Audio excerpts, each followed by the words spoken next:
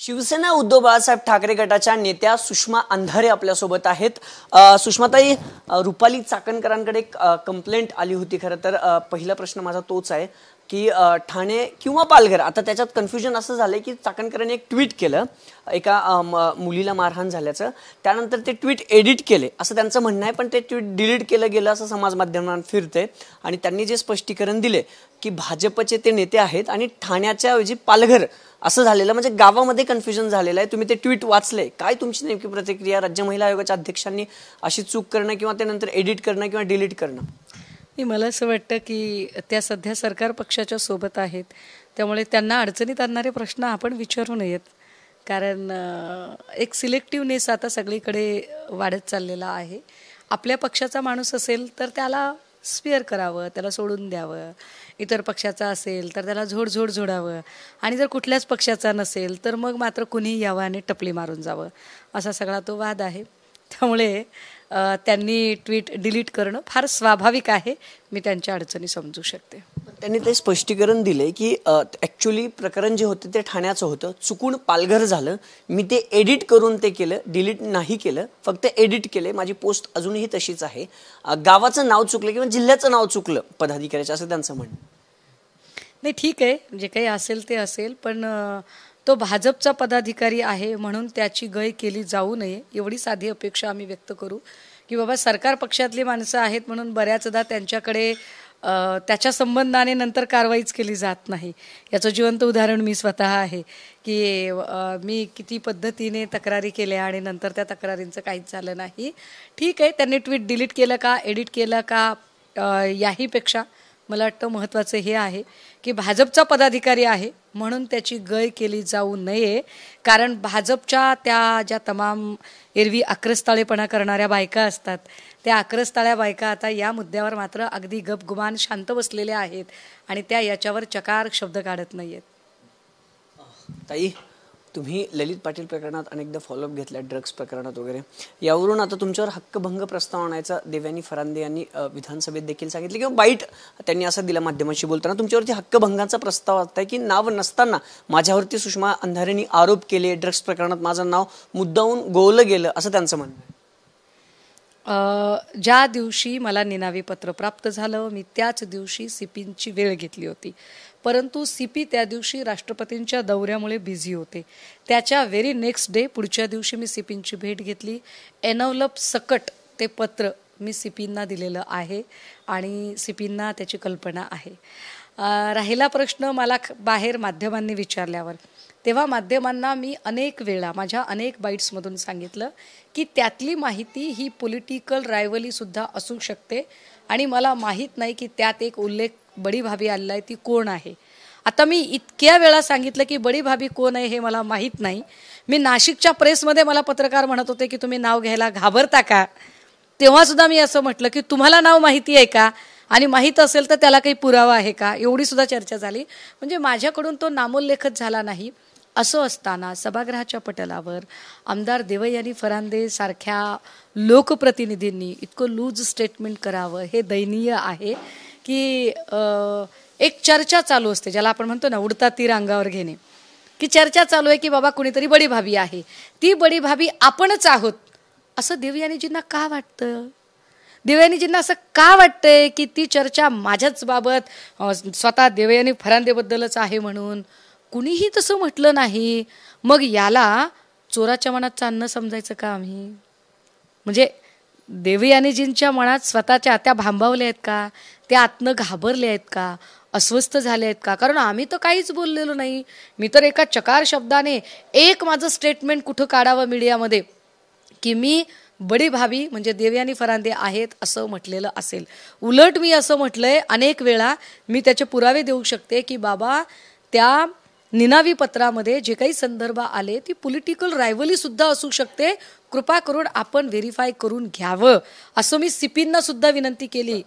तर त्यामुळे राहिला प्रश्न त्यांनी हक्कभंग आणण्याचा, विधिमंडळ कामकाजाच्या जे काही नियम अटी सांगितल्या जातात त्यातल्या 194 अंतर्गत जी काही तुम्ही कारवाई करणार असाल मी त्याचं स्वागत करते।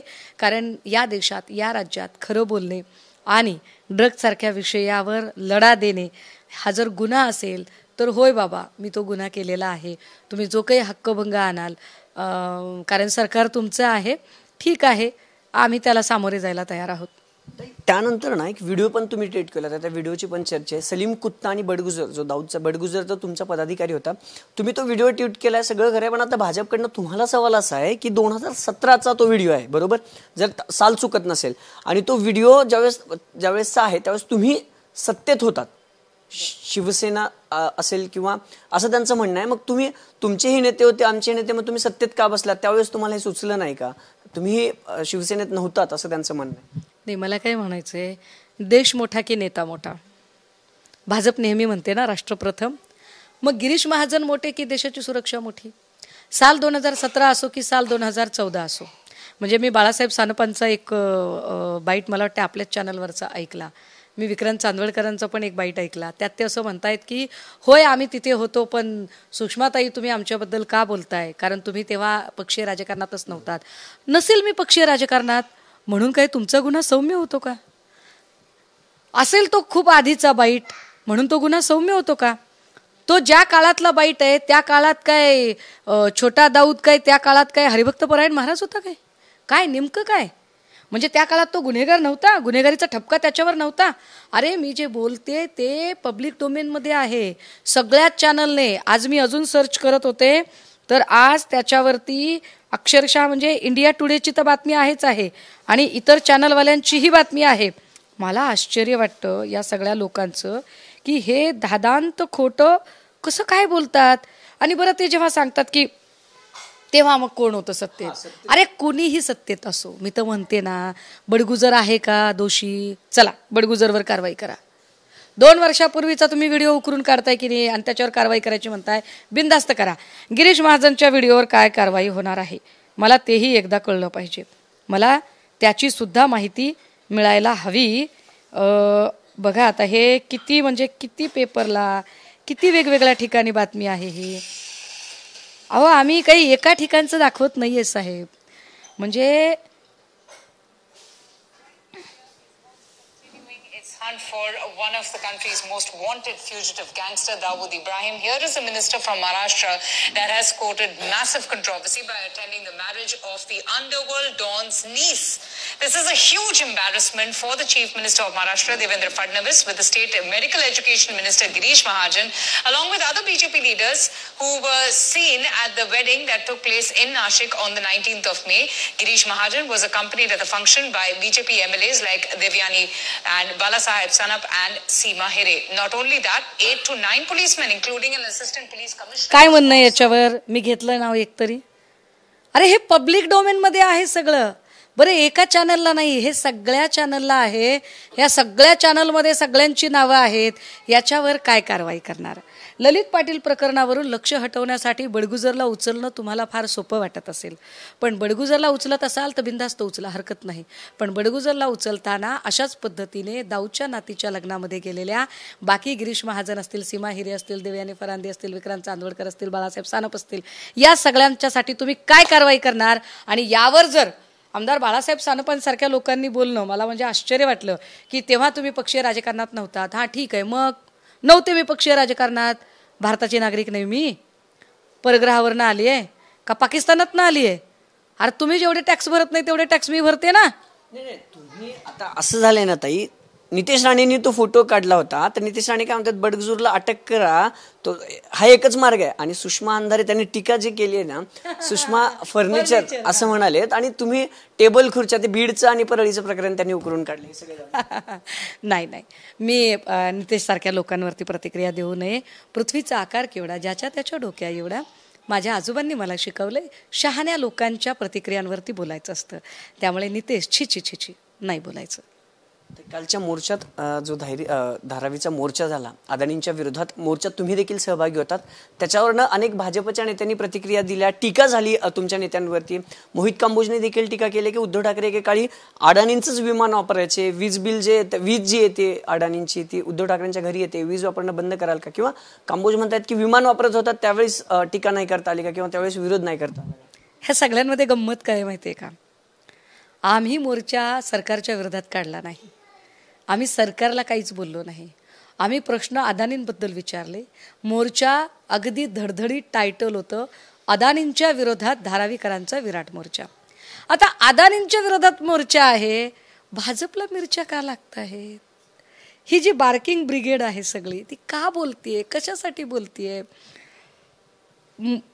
भांडण कुणाचं चाललंय? भांडण एका मोठ्या भांडवलदाराचं, एक धारावीतल्या गरीब लोक जे आहेत ते आपल्या हक्कासाठी लढतायत, त्यांच्यासाठीचं भांडण चालू आहे. मध्ये भाजपचा काय संबंध आहे? त्यामुळे भाजपने का बाजू घ्यावी अदानीची? की भाजपचे परममित्र अदानी आहेत आणि अदानींच्या शिवाय तुमचं पान हालत नाही, की अदानींनी तुम्हाला सुपारी दिली आहे, काय नेमकं? पण जर अदानींनी सुपारी दिली असेल तर काल उद्धव साहेबांनी सांगितलंय, अशा सुपाऱ्या कुरतडून काढण्यासाठी आमच्याकडे खास पट्टीतला अडकित्ता आहे. नाही, पण वसुलीची तयारी सुरू आहे म्हणतात. अडाणीकडून वसुली करायची आहे, दुबईत इन्व्हेस्टमेंट करायची आहे, छोट्या ठाकरेंनी हॉटेल देखील एक बघून ठेवले इन्व्हेस्टमेंटसाठी. मी तेच म्हणतेय की अरे अदानीनं आम्ही बघून घेऊ ना. आम्ही मोर्चा अदानींच्या विरोधात काढलाय. कंबोजचं ना अदानीचं नातं काय संबंध आहे? त्याचा बांधाला बांध आहे, त्याचं धुरा बांधाऱ्याचं काही भांडण आहे ते काय? त्यांची म्हणजे आता मला फार बोलता येईल याच्यावरती. अदानींना बोलल्यानंतर भाजपच्या लोकांना मिरच्या का लागतात, एवढा साधा प्रश्न आहे. एक शेवटचा प्रश्न. नागपूरमध्ये भाजपची बैठक झाली 2 दिवसाची, विनोद तावडेंची पत्रकार परिषद झाली. त्यात त्यांना असं विचारण्यात आलं की पंकजा मुंडेंना मुख्यमंत्री करणार का 24 मध्ये जर संधी चालून आली? तावडेंनी जे उत्तर दिलं ना ते विचारात घेण्यासारखं आहे. तावडे असं म्हणालेत की ते माझ्या जरी हातात असले तर तुम्हाला हा प्रश्न का नाही पडत की तावडे मुख्यमंत्री होणार का? विनोद तावडे कुठेतरी त्यांच्या मनातली खंत त्यांनी बोलून दाखवली असेल असं एक राजकीय नेते म्हणून तुम्हाला वाटतं? एक तर ज्या पद्धतीने पंकजा मुंडे असतील, विनोद तावडे असतील किंवा चंद्रकांत पाटील असतील, यांना संपवण्याचा डाव फडणवीस साहेबांनी आखला आणि तो पूर्णत्वास नेण्याचा बऱ्यापैकी प्रयत्न केला. बावनकुळे आता त्यातनं सावरण्याचा प्रयत्न करत आहेत, अजून पुरते सावरलेले नाहीत, पण तावडे बऱ्यापैकी फडणवीसांच्या तावडीतनं सुटले आणि त्यांनी स्वतःला एस्टॅब्लिश केलं. एस्टॅब्लिश झाल्यानंतर पुन्हा एकदा माणसाला स्वतःची एक अस्तित्व दाखवण्याची खुमखुमी येणं फार स्वाभाविक आहे. आणि मलाही असं वाटतं की कदाचित भाजपा येणाऱ्या काळात फडणवीस साहेबांची इमेज ज्या पद्धतीने अत्यंत वाईट इमेज आत्ता महाराष्ट्रात आहे, पक्षतोड्या किंवा महाराष्ट्राचं राजकारण अस्थिर करणारा माणूस किंवा अजिबात गृह खातं सांभाळू न शकणारा माणूस किंवा सतत कुरघोड्या आणि कपट कारस्थानांनी षडयंत्र करणारा माणूस, अशी जी इमेज फडणवीस साहेबांची झालेली आहे, त्या सगळ्या धर्तीवर येणाऱ्या काळात महाराष्ट्रामध्ये भाजपा आपला मुख्यमंत्रीपदाचा चेहरा म्हणून निश्चितपणे विनोद तावडेजींना पुढे आणू शकते. त्यामुळे तावडे जेव्हा हे बोलतात, भाजपमध्ये इतका शिस्तबद्ध पक्ष आहे की असंच कुणी सहजासहजी विधान करत नाही. तावडेंचं हे विधान फार गांभीर्याने घेण्यासारखं आहे असं मला वाटतं. तर या होत्या शिवसेना उद्धव बाळासाहेब ठाकरे गटाच्या नेत्या. त्यांच्या विरोधात खरं तर विधानसभेत शिस्तभंग हक्कभंग आणण्याचा प्रस्ताव भाजपचे आमदार फरांदे घेऊन येणार आहेत. त्याला मी तयार आहे, कुठलीही कायदेशीर कारवाई करा मी तयार आहे, यापासून ते त्यांच्यावरती मोर्चानंतर जे आरोप झाले त्याला देखील प्रत्युत्तर त्यांनी दिलेलं पाहायला मिळते. कॅमेरा पर्सन तुषार नानावरेसह अभिजित पोते, TV9 मराठी, पुणे.